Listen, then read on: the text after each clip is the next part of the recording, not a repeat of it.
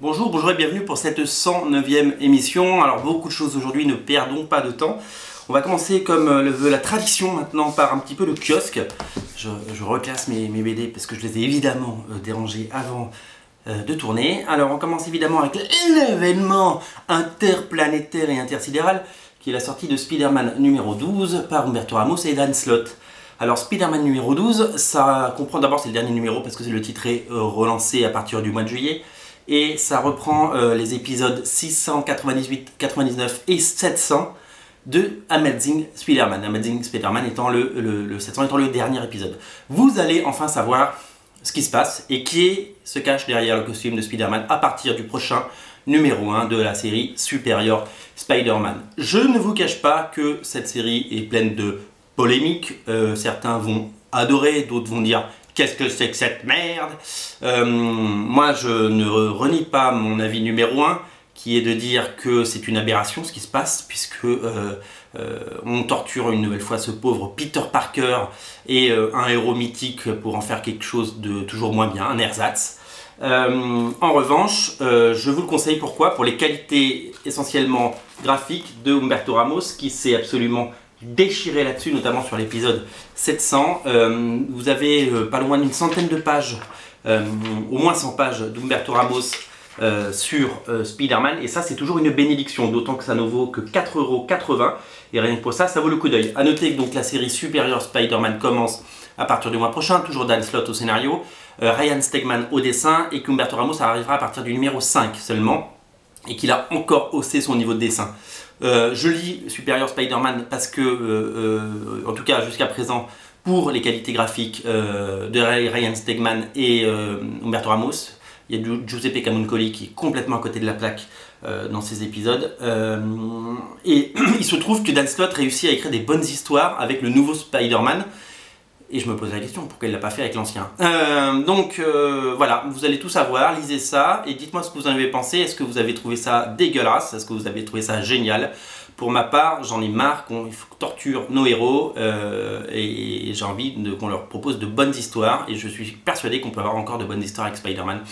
Voilà, de temps en temps, j'ai l'impression que le talent d'Humberto Ramos est gâché par du mauvais Dan Slott. Voilà, écoutez, faites-vous votre avis et dites-moi ce que vous en avez pensé. Toujours en kiosque. On continue avec X-Men numéro 12, alors ce mois-ci c'est les numéro 12, pareil la série est relancée. Alors là, il n'y a pas d'épisode d'Uncanny X-Men là-dedans, il n'y a pas d'épisode d'X-Men, il y a les épisodes de la série AVX, donc Avenger vs X-Men Consequences, les conséquences d'AVX, avec finalement le dénouement qu'on aurait aimé avoir dans AVX. Donc ils l'ont mis dans une autre série, donc il a fallu acheter un autre mag. L'avantage c'est que ça ne coûte que 4,80 €, alors qu'aux États-Unis il y a eu 5 épisodes à 4 $, donc ça faisait 20 $, et que je crois le relié coûte une quinzaine d'euros. Donc là pour seulement 4,80 €, on a cette conclusion, du coup que je n'avais jamais lu parce que je m'étais refusé d'acheter une série supplémentaire qui est vachement importante parce que du coup ça donne le postulat pour les deux nouvelles séries X-Men qui commencent le mois prochain, c'est-à-dire All New X-Men de Brian Michael Bendis et Stuart Immonen, et Uncanny X-Men de Brian Michael Bendis et Chris Bachalo. Donc si vous voulez savoir pourquoi il y a ce nouveau statu quo, il faut lire ça. Alors ça j'ai lu ça cette semaine, donc ce que je ne l'avais pas lu. La première chose c'est que d'abord c'est écrit par Kieron Gillen qui est plutôt bon, je dois l'avouer. Par contre au niveau des dessins c'est la catastrophe. Regardez ces pages. En fait j'ai l'impression que cette série a été faite très vite. Et même quand on a des bons dessinateurs, alors ça c'est du Steve Kurth. Je trouve ça hideux, mais vraiment hideux. C'est dommage que le dessin soit complètement foiré. Même quand il y a des bons dessinateurs, on prend quelqu'un comme Tom Raney, qui n'est plus que l'ombre de lui-même. Que s'est-il passé au Tom Raney? Il faut se reprendre. Ça ne va pas du tout. C'est pas top. Donc graphiquement, c'est pénible. Il y a du Mark Brooks. Moi, j'ai jamais vraiment aimé Mark Brooks, qui est plus à l'aise sur des couvertures ou des pin-ups que sur des pages de BD. C'est un peu dommage. Ça se termine par un dessinateur qui est pas mauvais, mais je sais pas, il y a un problème. Je viens de vous spoiler en vous montrant cette page. Voilà, ça il faut le lire parce que c'est important. C'est pas très cher donc ça va. Par contre, ouais, graphiquement, chez Marvel, de temps en temps, il faudrait qu'ils arrêtent de nous mettre les restes du repas du dimanche midi parce que, au secours. Voilà pour la partie kiosque. On continue et on ne perd pas la main avec Supergirl chez Urban. Alors là, on passe en album. On est en album. je vais pas un peu d'Urban, un peu d'autre chose et on reviendra sur Urban tout à l'heure.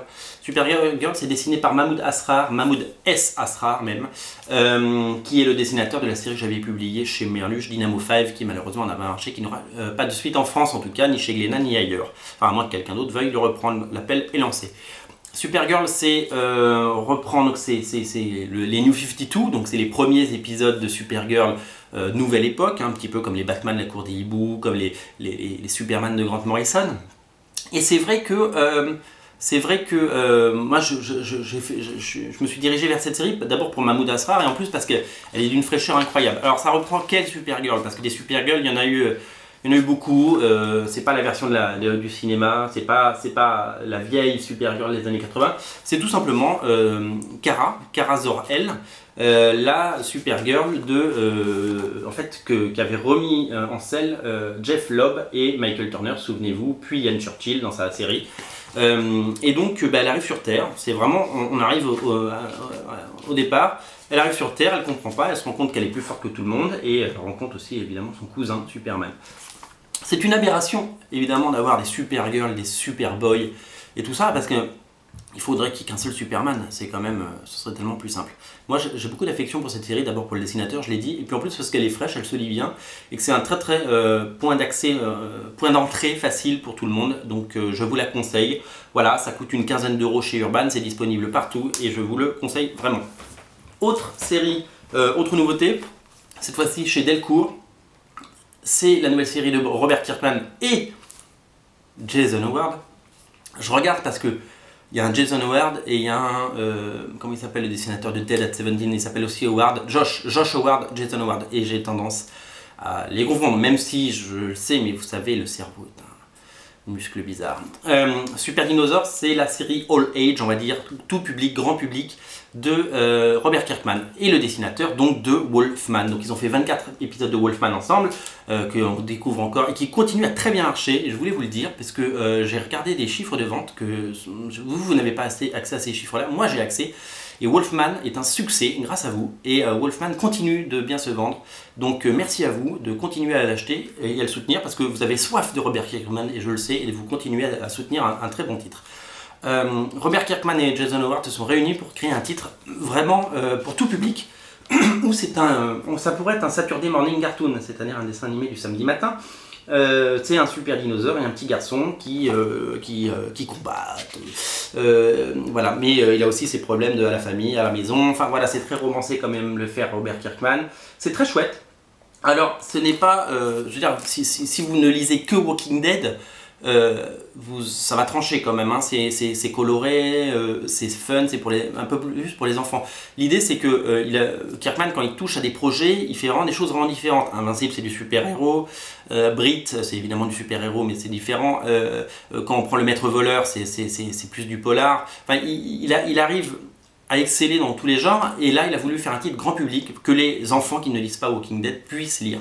Donc moi je dis souvent que c'est comme un Pixar, c'est-à-dire que votre gosse il va adorer et vous allez passer un bon moment aussi parce que vous ne direz pas tout à fait la même chose et c'est plutôt bien construit, plutôt bien fait. Donc jetez un œil sur Super Dinosaur, c'est vraiment bien produit. Dedans il y a les 5 premiers numéros et le numéro Origin qui faisait partie du Free Comic Book Day de l'année dernière. Donc c'est vraiment chouette et surtout que ça continue aux États-Unis. Je crois qu'ils en sont au numéro 17, donc on en a pour quelques mois et quelques volumes. Voilà, Super Dinosaur disponible partout. Chez Panini, toujours on revient chez Panini, la belle fusion, c'est la sortie, alors ça j'ai pas eu le temps de le lire et j'en suis désolé, je m'excuse auprès de vous cher lecteur parce que je voulais le lire avant l'émission, faute de temps, vous savez ce que c'est.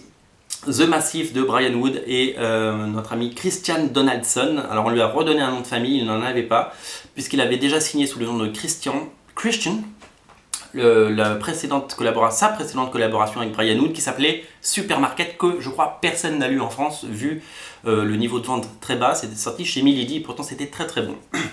Supermarket chez Milady, et si vous le trouvez, lisez-le. The Massive, du coup j'ai été attiré par l'auteur de DMZ, le petit sticker qui s'enlève très facilement, je vous rassure. Grand format, chez Fusion on commence à faire des jolis formats. J'ai été pourquoi je sais même pas de quoi ça parle en fait. Je vais être très honnête avec vous, je vais pas vous dire que c'est bien, je vous dis juste que je l'ai acheté et que peut-être que vous ferez de même et je vous en reparlerai à la limite quand je l'aurai lu parce que ça a l'air super chouette. Graphiquement c'est au top. Je sais que Brian Wood ça plaît quand on connaît les séries qu'il fait à la fois DMZ, Northlander et toutes ces séries là. Voilà, je pense que je vais passer un très très bon moment à découvrir ce titre. Il y aura évidemment plusieurs volumes, c'est un tome 1, c'est un comics chez Dark Horse aux États-Unis. Et voilà, donc je vais lire ça et je vous en reparle. En tout cas, c'est sorti, vous êtes au courant et c'est ça le plus important. On termine par la perle, le chef-d'œuvre, la chose la plus magnifique, je pense, sortie chez Urban à date, c'est la sortie dans la même collection que Superman pour demain et Batman Silence. Donc ça y est, je pense que la boucle est bouclée. C'est le Superman All-Star de Grant Morrison et Frank Quitely. Quand on dit que Frank Quitely, il est lent, il dessine pas, ben, il a quand même produit 12 numéros de All-Star. Vous voyez, tout ça là, ce pavé énorme, c'est que du Quitely. C'est que de la merveille du Frank Quitely. Donc finalement, qu'il dessine lentement, c'est pas grave. L'important, c'est qu'il crée des œuvres qui durent. Voilà, tout le monde n'est pas un artiste mensuel, comme on le dit. Il y a aussi des artistes qui dessinent moins, mais qui dessinent tellement mieux. Ça, cette série, c'est quoi? C'est les derniers jours de Superman, qui est atteint d'un virus que lui a inoculé Lex Luthor. Et avant de disparaître, en fait c'est la véritable mort de Superman. Oubliez l'autre mort de Superman qui est sorti chez Urban, un espèce de pavé énorme que j'ai vu en boutique qui doit faire 600 pages. Je pense que vous pouvez refaire l'isolation chez vous avec un truc comme ça, c'est vraiment étonnant. All Star Superman, c'est donc les derniers jours, on va dire, de Superman. Et avant de disparaître, avant de mourir, il va accomplir à la façon d'Hercule 12 travaux, 12 missions. Et plus farfelues les unes que les autres. Alors, il y a toujours le côté assez hermétique de l'écriture de Grant Morrison, c'est-à-dire qu'il y a des moments où on se demande un peu ce qu'il raconte, parce qu'il fait tout le temps référence à des choses que nous on a oubliées ou pas lues, parce qu'on n'a pas lu les milliers d'épisodes de Superman, pas tous en tout cas. Et mais par contre c'est merveilleux, ça fourmille d'idées, ça fourmille de clins d'œil, c'est très très beau. Et si j'arrive à la retrouver, mais je pense que je la retrouverai pas, je vous montrerai. J'ai une page originale moi, de All Star Superman à la maison. J'aurais dû me l'indexer parce que j'y pense maintenant. J'ai une page merveilleuse. Elle est où? Bon, je la trouverai pas, c'est pas grave. En tout cas, voilà, moi je suis très très fan de Frank Quitely. Urban aussi visiblement parce que je crois que tout Frank Quitely est désormais disponible chez Urban. Et puis Grant Morrison, on ne le présente plus. Voilà, pour moi c'est une merveille. À noter, j'allais oublier quand même, très important. Oh, qu'est-ce qu'il y a en troisième de couverture? Il y a un DVD et un Blu-ray. Alors vous donnerez le DVD à votre grand-mère puisque maintenant vous êtes passé au Blu-ray. C'est l'animé produit par nos amis de chez Warner Studio et qui propose le film dans une version simplifiée, donc c'est pas tout à fait le dessin de Quitely, une version animée. Donc bon, les gens aiment beaucoup ces animés, c'est pas non plus du Pixar, c'est pas du DreamWorks, c'est pas du Blue Sky, mais ça reste très propre. Je les ai pas encore regardés, je vais me regarder ça très vite. Voilà, je suis ravi parce que c'est encore une fois des très belles éditions, c'est-à-dire que dans le prix, c'est-à-dire 35 €, c'est marqué sur le sticker qui lui aussi s'enlève très facilement. Pour seulement 35 €, vous avez le livre, la BD et le film. Ça, c'est en série limitée, c'est-à-dire que dans quelques mois, il n'y aura plus que la BD. Donc, je crois que c'est vendu sous blister pour pas que les gens les volent. Ne volez pas les DVD, c'est pas bien. Voilà, donc All Star Superman, Grant Morrison, Frank Quitely, c'est le coup de cœur de la semaine. C'est chez Urban Comics, bravo Urban, vous avez encore fait des merveilles et je suis vraiment ravi. Voilà pour la semaine. Donc on retient quoi cette semaine? On retient plein de choses. Le All Star Superman, évidemment Supergirl, et pour le kiosque pas cher, la conclusion de Amazing Spider-Man 700. Je vais essayer de passer ma tête quand même un peu, voilà, on me voit. Par Humberto Ramos, à prendre essentiellement pour le talent d'Humberto Ramos, le reste, je ne sais pas si vous en avez besoin. Et ben voilà, écoutez, je vous souhaite une très bonne semaine. C'était la 109e émission. N'oubliez pas d'aller sur Comic Space tous les jours religieusement. N'oubliez pas également de partager cette émission partout sur vos sites, sur Facebook, sur Twitter, sur Google+, sur Instagram, sur Tumblr, etc. Et puis moi je reviens très très vite pour une 110e émission avec toujours plein de choses, il y a plein de sorties, ça va être un peu plus calme pendant l'été, mais on va quand même essayer de vous parler de l'actualité puisque les éditeurs continuent de nous proposer de magnifiques objets. Je vous souhaite un très très bon moment, une très bonne semaine, lisez des comics, lisez All Star. Ah là, il est là. All Star, Superman. Salut, à bientôt, allez, au revoir, dis au revoir.